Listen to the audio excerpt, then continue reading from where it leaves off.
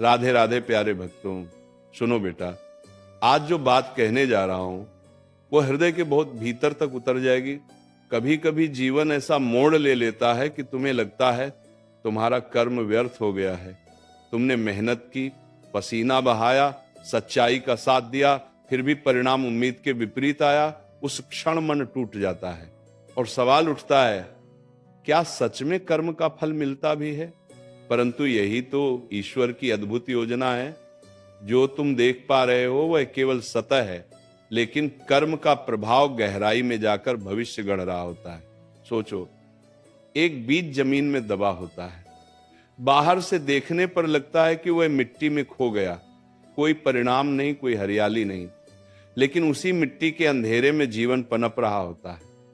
धीरे धीरे जड़ें बन रही होती हैं, तना निकल रहा होता है, और एक दिन अचानक वही बीज विशाल वृक्ष बन जाता है। तुम्हारा कर्म भी ऐसा ही है। बाहर से भले ही चुप्पी लगे, लेकिन भीतर उसका प्रभाव चल रहा है। अक्सर लोग अधीर होकर बीच रास्ते ही हार मान लेते हैं। वे सोचते हैं कि मेहनत का कोई लाभ नहीं, लेकिन वे भूल जाते हैं कि फल का समय निश्चित होता है। यदि आज तुम्हें वह नहीं मिला जिसकी चाह थी, तो समझो कि वह अभी अधूरा है। ईश्वर चाहता है कि तुम और मजबूत बनो, और जब तुम्हें वह फल मिले तो तुम उसे संभालने की क्षमता रखो। यही कारण है कि कभी कभी देर होती है, पर देर के साथ साथ गहराई भी मिलती है। याद रखो, जीवन में जो भी तुम्हारे पास आता है वह तुम्हारे ही कर्मों का परिणाम है। किसी और को दोष देना व्यर्थ है। यदि सुख मिला है तो यह तुम्हारे अच्छे कर्मों का फल है, और यदि दुख मिला है तो यह तुम्हारे ही पिछले कर्मों का परिणाम है। लेकिन इसका अर्थ ये नहीं कि सब कुछ भाग्य पर छोड़ दो। कृष्ण ने यही कहा था, कर्म करते रहो, क्योंकि वर्तमान कर्म ही भविष्य का भाग्य गढ़ते हैं। सबसे बड़ा रहस्य यह है कि फल सिर्फ तुम्हारे लिए नहीं होता। कभी तुम्हारा कर्म दूसरों के जीवन में प्रकाश बनकर उतरता है। तुम किसी की मदद करते हो और भूल जाते हो, पर वही सहायता किसी दिन तुम्हारे पास आशीर्वाद बनकर लौटती है। यही है कर्म का चक्र। जो तुम देते हो वही कई गुना होकर वापस आता है। इसलिए हमेशा इस विश्वास को थामे रखो कि तुम्हारा हर कदम, हर कर्म ब्रह्मांड की गहराइयों में गूंज रहा है, और उसका प्रतिफल तुम्हें अवश्य मिलेगा। जिस जीवन को तुम जी रहे हो उसमें हर सांस, हर विचार और हर कर्म गहराई से दर्ज हो रहा है। इंसान अक्सर ये सोचकर परेशान हो जाता है कि उसने इतना प्रयास किया फिर भी परिणाम क्यों नहीं मिला। लेकिन सुनो, फल हमेशा कर्म के बाद ही आता है, कभी तुरंत, कभी देर से, मगर वो आता जरूर है। जैसे बीज बोने के बाद पेड़ को उगने में समय लगता है, वैसे ही तुम्हारे कर्म का फल भी सही समय पर ही सामने आता है।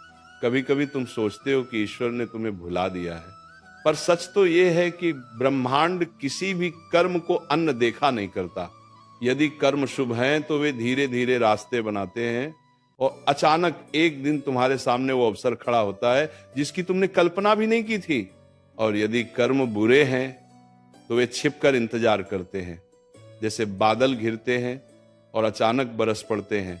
याद रखो, अर्जुन से कृष्ण ने भी यही कहा था कि परिणाम की चिंता मत करो, कर्म करो, क्योंकि फल कब मिलेगा ये तुम्हारे हाथ में नहीं है, पर कर्म करना पूरी तरह तुम्हारे हाथ में है। कभी फल उसी जन्म में दिखता है, कभी देर से आता है, और कभी वो अगले जन्म तक चला जाता है, पर न्याय का तराजू सदा संतुलित रहता है।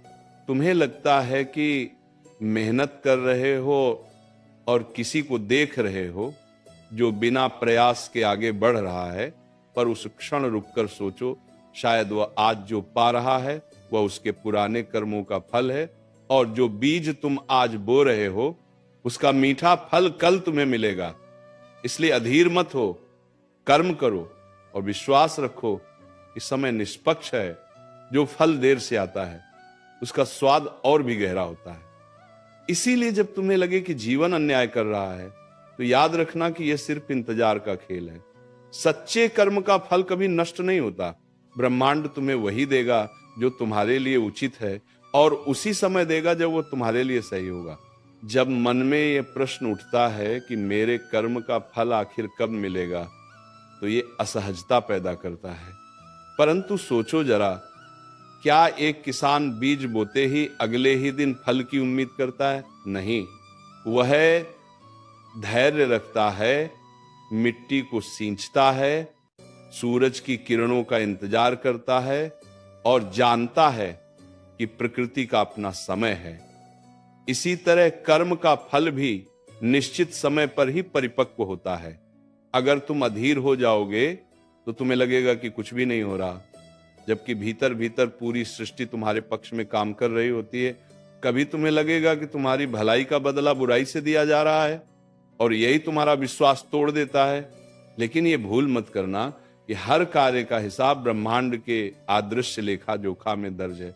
आज कोई तुम्हें दुख देकर चला गया तो उसे लगेगा कि उसने जीत हासिल कर ली, लेकिन समय चुपचाप साक्षी बनकर बैठा है और जैसे ही सही पल आएगा वही व्यक्ति उसी दुख का स्वाद चखेगा।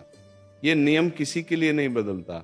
कृष्ण ने गीता में स्पष्ट कहा कि जो भी कर्म मनुष्य करता है उसका परिणाम उससे कभी पीछा नहीं छोड़ता।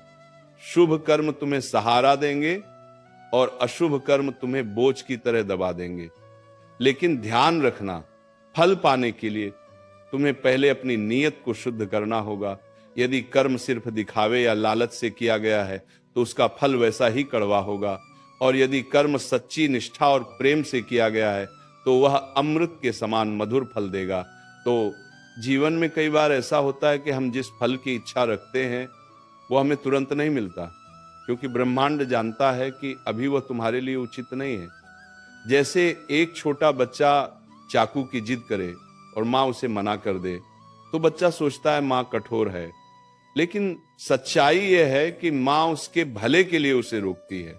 उसी तरह ईश्वर तुम्हें वही फल उसी समय देता है जब वह तुम्हारे विकास के लिए सबसे उपयुक्त हो।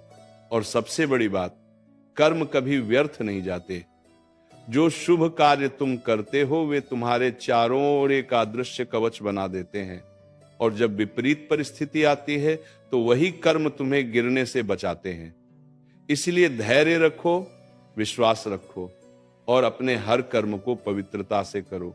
फल का समय निश्चित है और जब वह आएगा तो तुम्हें समझ आ जाएगा कि ईश्वर की योजना तुम्हारी सोच से कहीं बड़ी और गहरी थी। मनुष्य की सबसे बड़ी भूल यही होती है कि वह परिणाम को अपने समय से देखना चाहता है, जबकि ईश्वर परिणाम को सही समय से देता है। इंसान कहता है मैंने इतना परिश्रम किया, मुझे अभी फल मिलना चाहिए। लेकिन कृष्ण कहते हैं धैर्य रखो, क्योंकि जो तुम्हारा है वो कभी तुमसे छिन नहीं सकता, और जो तुम्हारा नहीं है वो कितना भी चाहो तुम्हारे पास नहीं टिक सकता। ये समझ लेना ही आधा जीवन बदल देता है। प्यारे भक्तों, इस वीडियो में इतना ही। मिलते हैं अगले वीडियो में। तब तक के लिए राधे राधे, और चैनल को सब्सक्राइब करना न भूलें।